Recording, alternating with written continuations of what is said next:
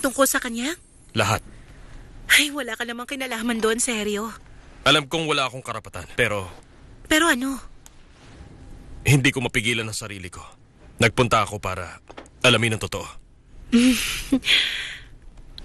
Nangyayari yata talaga yun minsan. Hindi mo pa siya masyadong kilala. Bakit nag-research ka na ba? Hindi mo pa alam ang pagkatao niya. Imposible naman talaga makilala agad-agad ng lubos ang isang tao. Mag-iingat ka sa taong kapapasok lang sa buhay mo dahil hindi mo siya kilala. Si Adrian ay seryoso at tapat. Naipacheck mo na ba siya? Siya mismo ang nagsabi. Siya ay matalino. Wala pang asawa. Masipag magtrabaho. At higit sa lahat, naiintindihan niya ang pinagdaraanan ko. Sapat na ba yon para mahulog ka sa kanya? Para sa akin, sapat na yon. Pero ang akala ko ba mahal mo ko? Anong gusto mong gawin ko, seryo? Gusto mong habang buhay ako magpakabaliw sa isang komplikadong pag-ibig, ganun ba? Imposible yan. Ano bang gusto mo pag-usapan natin? Nazario, maasahan ba kita? Kahit anong gusto mo. Basta ba may bayad? Meron. Tungkol saan yan?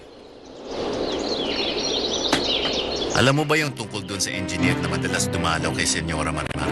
Siyempre naman. Sinong hindi? Kailangan siyang manginig ng konti para hindi na siya pumunta pa rito. Pinatunayan mo na sa akin mahal mo ko. Oo nga, pero nag-iba na ang lahat.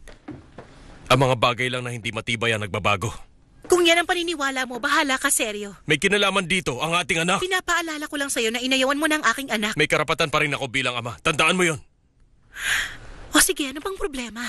Hindi ako makapapayag na bigyan mo siya ng isang walang kwentang ama. Sa tingin mo ba hindi mo inaaksaya ang panahon ko sa pakikinig ko sa mga sermon mo? Marimar, mahal na mahal kita.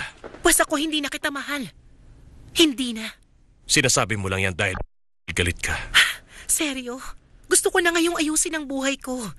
Buti ka pa yung sa'yo nakaplano na. Napakaayos at may direksyon na. Wala na akong patutunguhan. Kaya naisip kong kailangan ko ng lalaking maaasahan ko kahit na anong oras.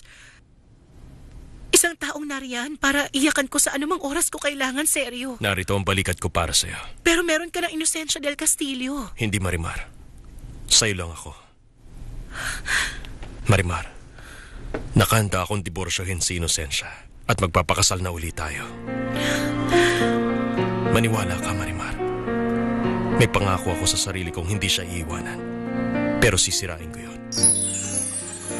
Wala akong ibang gusto ngayon, kundi ang makasama kayo ng ating anak. Sabihin mo lang, Marimar, na diborsyohin ko si Inocencia at gagawin ko yan agad bukas na bukas din.